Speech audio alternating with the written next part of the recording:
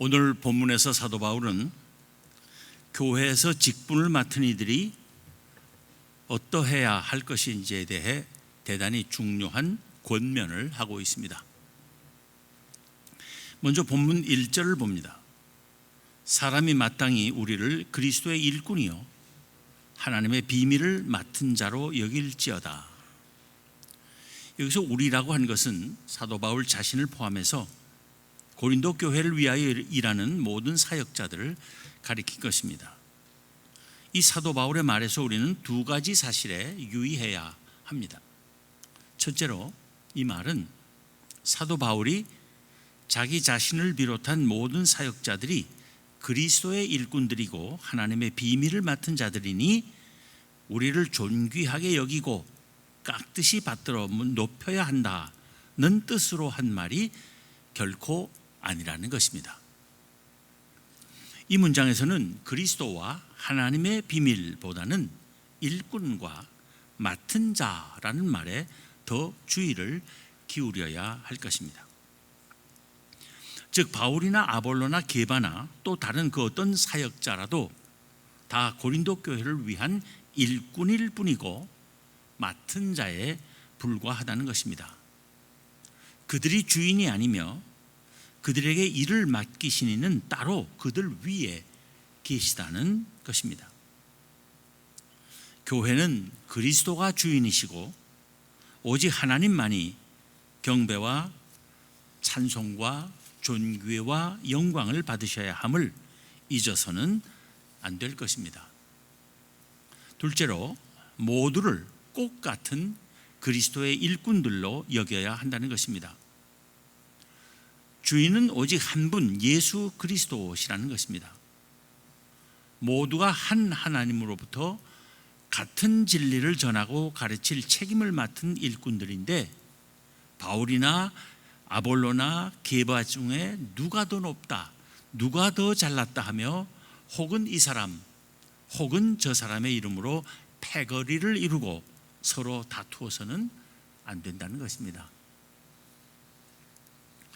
그리스도의 일꾼이라고 했는데 여기서 일꾼이라고 번역된 말의 원래 뜻은 문자적으로 이해한다면 밑에서 젖는 사람입니다. 이 단어가 나중에는 노예를 뜻하는 말이 되기는 했지만 본래는 옛날 노를 저어서 배를 움직일 당시 배 밑창에서 노를 젓는 사람을 가리키는 말입니다. 노 젓는 사람들이 호흡을 맞추어 모두가 균일한 힘과 균일한 리듬으로 노를 저어야 배가 빨리 가고 똑바로 가며 오래 갈 수 있습니다. 그렇지 않고 노 젓는 사람들이 누구는 빨리 젓고 누구는 천천히 저으며 누구는 힘껏 젓고 누구는 슬슬 저으면 배가 나가지도 않고 노젓기가 너무 힘들어 다들 곧 지치고 맙니다. 노젓는 배에 구령이나 북으로 노젓는 속도를 조절해 주는 사람이 있는 것은 그래서입니다. 뿐만 아니라 노젓는 노예들 중에 요령 부리며 힘껏 젓지 않는 자가 있지 않나 살피고 그런 자에게는 가차없이 채찍을 후려치는 감독관도 있었던 것은 한 척의 배가 원활하게 항진하기 위해서 노젓는 자들의 일치된 호흡과 동작이 얼마나 중요한지를 보여주는 것입니다. 교회 안에서도 마찬가지입니다. 모두가 호흡을 맞추며 함께 섬겨야지 어떤 사람은 독주하고 어떤 사람은 방관하며 어떤 사람은 열심히 하는데 어떤 사람은 요령만 부린다면 교회가 평안할 수 있겠습니까? 또 노젓는 사람들 사이에 파가 갈려서 저쪽 사람들이 노저으니 이쪽 사람들은 손 놓고 쉬거나 저쪽 사람들이 앞으로 가게 노저으니 우리는 뒤로 가게 노젓자 하면 그 배가 움직이겠습니까? 한치도 앞으로 나가지 못하고 말 것입니다. 마찬가지로 모든 직분자와 온 교인이 한 마음이 되고 같은 방향으로 최선을 다해야 교회가 평화롭게 성장할 수 있고 목표하는 바에 도달할 수 있는 것입니다. 우두머리 노릇하기 좋아하는 사람들이 있고 그들 중심으로 파벌들이 있어 주도권 다툼하는 교회치고 성장하는 교회를 보지 못했습니다. 엉뚱한 방향으로 잘못 가고 있는 교회들을 보면 파벌 싸움에 빠져 있기 때문인 경우가 많습니다. 교회 사역자들은 모두 그리스도의 일꾼들이고 모두 하나님으로부터 할 일을 맡은 사람들이기에 근본적으로 똑같은 사역자들이며 그래서 그들 사이를 가르는 판단을 해서는 안 됨을 강조한 사도 바울은 그러나 굳이 그 사역자들 가운데서 판단을 하려면 그 판단의 기준은 오직 충성됨이어야 한다고 말합니다. 누가 더 인물이 훤한가? 누가 더 말을 잘하는가? 누가 더 세상의 지식과 지혜가 많은가?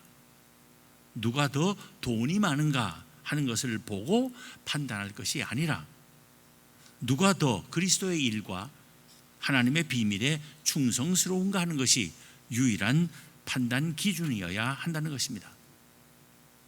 그런 뜻으로 한 말이 본문 2절에 그리고 맡은 자들에게 구할 것은 충성이니라 입니다. 주의 일을 하는 이들을 충성 외에 다른 것, 즉 인물이나 언변이나 세상의 지식과 지혜나 재물을 따라 판단하려 하지 말라는 것입니다. 사도 바울은 고린도 교회 신자들이 그리스도의 일과 하나님의 비밀에 대한 충성 말고 다른 것을 기준으로 자기를 판단하려고 한다면 그런 판단에 개의치 않을 것임을 밝힙니다. 본문 3절입니다. 너희에게나 다른 사람에게나 판단받는 것이 내게는 매우 작은 일이라. 사도 바울은 고린도 교회 신자들이 인물이나 언변이나 세상의 지혜나 재물 같은 것을 가지고 자기를 판단하든 아니면 세상 법정에서 또 다른 어떤 법으로 자기를 판단하든 자기에게는 전혀 중요한 일이 아니라고 말하는 것입니다. 사도 바울은 심지어는 자기 스스로도 자기 자신에 관해 판단하지 않겠다고 합니다. 3절 끝에서 나도 나를 판단하지 아니하노니 한 것이 그것입니다. 이 말은 자기가 결코 다른 그 어떤 사도들보다 못하지 않다는 확신이 있음에도 불구하고 그것을 내세우지도 않을 것이며 그런 생각을 하지도 않을 것임을 다짐한 것입니다. 그런 판단은 오직 하나님만이 하실 일이라는 것입니다. 본문 4절은 그런 뜻으로 덧붙인 설명입니다.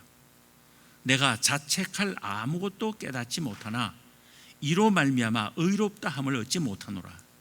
다만 나를 심판하실 이는 주시니라. 하나님 앞에서는 다 죄인일 뿐이라는 것입니다. 이 말은 그리스도의 일을 하며 하나님의 비밀을 맡은 일꾼들은 사람들로부터 판단받기를 구하지 말고 자기 스스로 판단하려고도 하지 말며 오직 하나님 앞에서만 판단받으려 해야 할 것임을 말하는 것입니다. 사도 바울은 이어서 각 사람의 마음에 들어있는 뜻은 알 수 없을 때가 많고 따라서 사람들의 판단은 그릇되기 쉬우며 그러기에 그릇된 판단 위에서 하기 쉬운 칭찬에 마음 쓰지 말라고 합니다. 주님께서 다시 오실 때 비로소 각자에 관한 모든 것은 밝히 드러날 것이기 때문에 그때까지 기다리면 주님께서 오셔서 모든 이에 대한 바른 판단을 하시고 칭찬받을 이들에게는 칭찬을 해 주시리라는 것입니다. 본문 5절입니다. 그러므로 때가 이르기 전 곧 주께서 오시기까지 아무것도 판단하지 말라. 그가 어둠에 감추인 것들을 드러내고 마음의 뜻을 나타내시리니 그때에 각 사람에게 하나님으로부터 칭찬이 있으리라. 사도 바울은 또 교회 일을 할 때 하나님의 말씀 밖으로 넘어가지 말 것을 권면합니다. 오늘 순서가 많아서 본문을 짧게 줄이긴 했지만 사실은 13절까지가 오늘 말씀의 본문입니다. 본문에 바로 이어지는 6절을 보면 형제들아 내가 너희를 위하여 이 일에 나와 아볼로를 들어서 본을 보였으니 이는 너희로 하여금 기록된 말씀 밖으로 넘어가지 말라 한 것을 우리에게서 배워 서로 대적하여 교만한 마음을 가지지 말게 하려 함이라. 사도 바울은 고린도 교회 신자들에게 편지를 쓰며 여러 차례 구약 성경의 말씀들을 인용했습니다. 기록된 말씀이라는 것은 구약 성경을 가리키는 말씀입니다. 그 말씀들을 인용할 때의 그의 요지는 사람의 지혜를 의지하지 말고 오직 하나님의 지혜를 구하라는 것이라고 할 수 있습니다. 사도 바울이나 아볼로는 그 말씀 밖으로 나가지 않았고 그 말씀대로 세상의 지혜를 구하지 않았으며 오직 하나님의 지혜를 구하고 전하며 가르쳤고 사람을 의지하지 않고 오직 하나님만을 의지하는 데 있어서 본을 보였다는 것입니다. 그것을 고린도 교회 신자들은 다 알지 않느냐는 것입니다. 그러면 바울 자신이나 아볼로나 다 똑같이 충성된 그리스도의 일꾼인데 왜 바울파나 아볼로파가 있어서 서로 대적하며 서로 더 잘났다고 교만한 마음을 품느냐는 것입니다. 여기서 사도 바울은 고린도 교회 교인들에게 가당치 않은 교만이 자리 잡고 있음을 신랄하게 비판하기 시작합니다. 계속 이어지는 7절에 보면 누가 너를 남달리 구별하였느냐? 내게 있는 것 중에 받지 아니한 것이 무엇이냐? 내가 받았은즉 어찌하여 받지 아니한 것처럼 자랑하느냐 합니다.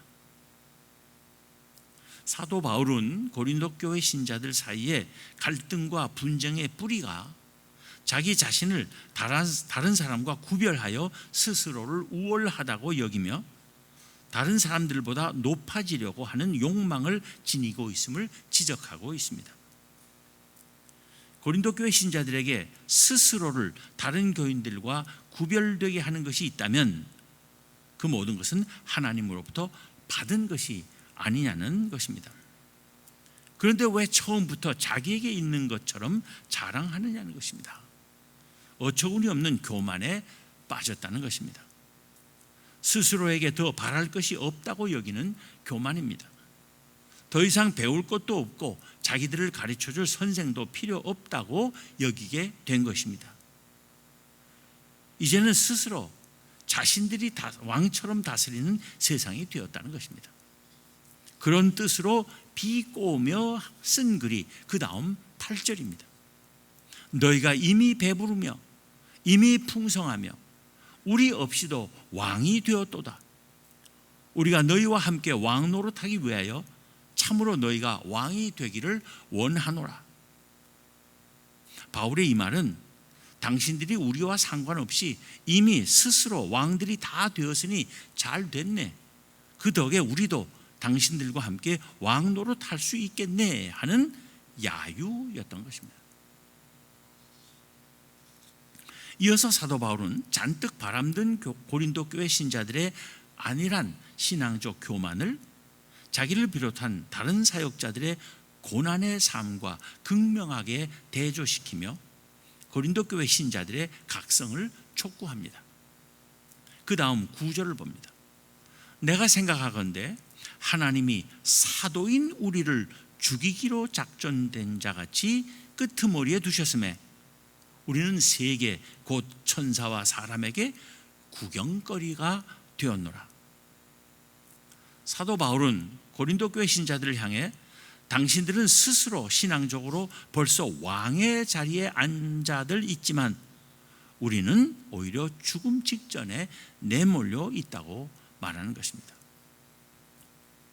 구경거리가 되었다고 했는데 그 말은 수많은 군중이 지켜보는 가운데 개선 행진 시 적군의 패잔병들이 쇠사슬에 묶여 시가지에 끌려다니고 원형 경기장에서 맹수의 밥으로 내어줌을 당하는 사실을 암시하는 것입니다. 또 이어지는 10절부터 13절을 봅니다. 우리는 그리스도 때문에 어리석으나 너희는 그리스도 안에서 지혜롭고, 우리는 약하나 너희는 강하고, 너희는 존귀하나 우리는 비천하여 바로 이 시각까지 우리가 줄이고 목마르며 헐벗고 매맞으며 정처가 없고, 또 수고하여 친히 손으로 일을 하며 모욕을 당한 즉 축복하고, 박해를 받은 즉 참고, 비방을 받은 즉 권면하니, 우리가 지금까지 세상의 더러운 것과 만물의 찌꺼기같이 되었도다.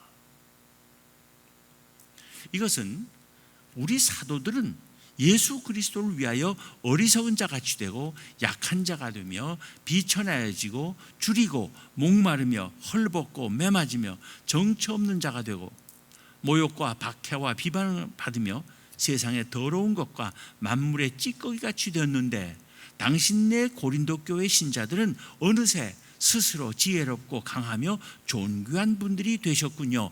대단하십니다. 라고 하는 신랄한 비아냥입니다. 그 터무니없는 교만과 착각에서 깨어나라는 권면이었던 것입니다. 오늘 주님께서는 사도 바울을 통해 이제 곧 임직하게 될 안수 집사들과 권사들에게, 그리고 교회를 사랑하며 섬기는 모든 이에게 이렇게 말씀하신다고 믿습니다. 맡은 자들에게 구할 것은 충성이니라. 그런데 어떻게 하는 것이 충성입니까? 먼저는 나는 일꾼이다, 나는 머슴일 뿐이다 라는 생각을 늘 마음에 품는 것입니다. 지배하려고 하지 않고 섬기려 해야 한다는 말입니다. 권리를 주장하기보다 책임을 질 줄 알아야 충성하는 것이라는 말입니다. 그리고 충성은 오직 하나님께만 바쳐야 합니다. 따라서 충성은 매사를 오직 하나님의 말씀대로만 해야 합니다. 교회에 충성한다 하면서 자기 뜻대로, 자기 생각대로, 자기 기분대로 하면 그건 자기에게 충성하는 것이지 하나님께 충성하는 것이 아닙니다. 교회를 하면서 자기 자신의 판단이나 세상의 생각을 따라해서는 하나님께 충성할 수 없다는 것입니다. 하나님의 말씀을 떠나서는 충성된 일꾼이 될 수 없습니다. 따라서 하나님의 일을 맡은 이들은 하나님의 말씀에 더욱더 열심히 귀를 기울여야 할 것입니다. 그리고 무슨 일을 하든 최선을 다해야 합니다. 할 수 있는 한 모든 힘을 아낌없이 남김없이 바쳐야 합니다. 그래야 충성입니다. 아무리 잘해도 더 할 수 있는데 적당히 하고 그치면 충성이 아닙니다. 그리고 무슨 일 하나 했다고 또 아무리 잘했다 하더라도 사람들로부터 인정과 칭찬과 상급과 영광을 받으려 하지 말아야 합니다. 그 모든 것은 하나님의 뜻과 판단에 맡기고 모든 영광을 오직 하나님께 돌려야 충성하는 것입니다. 그리고 충성은 끝까지 해야 하는 것입니다. 내가 옛날에 얼마나 열심히 했는데, 내가 과거에 얼마나 많이 했는데 하며 옛날 이야기만 늘어놓고 오늘 지금 충성하지 않는다면 그것은 충성이 아닙니다. 충성은 주님께서 쉬라고 하시는 그날 그 순간까지 해야 하는 것입니다.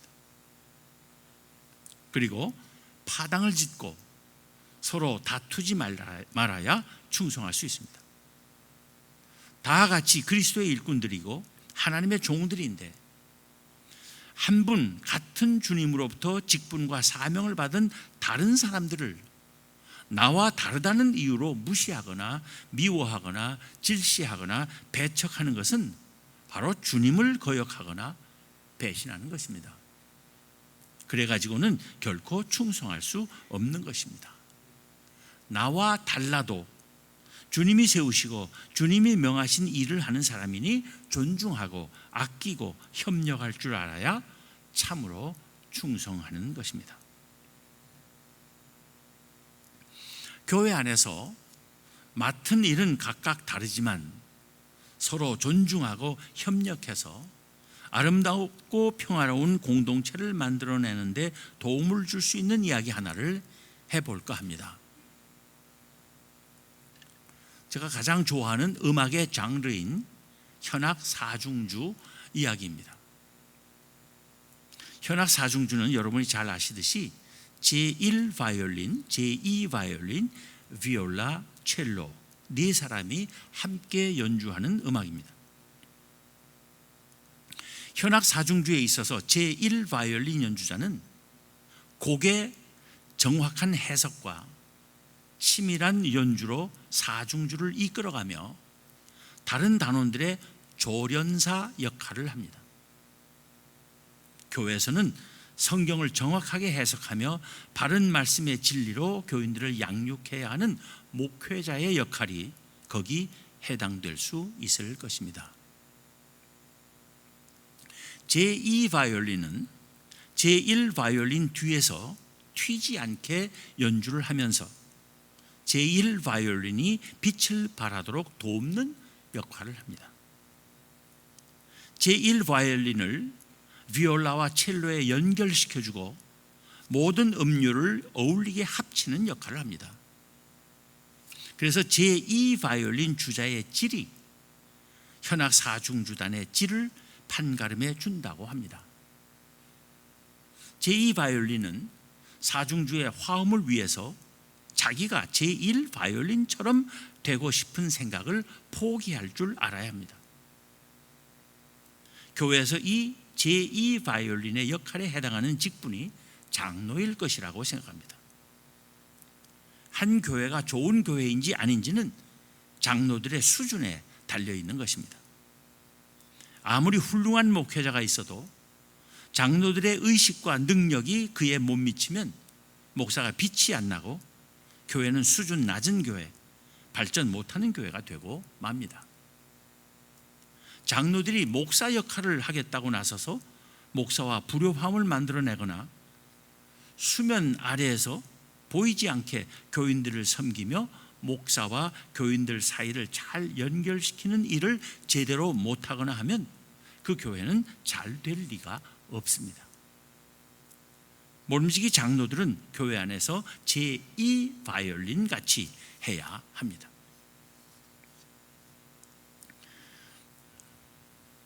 오늘 안수 집사와 권사 6분이 임직하는 시간이기 때문에 이 다음 말을 특히 귀담아 들으시기 바랍니다.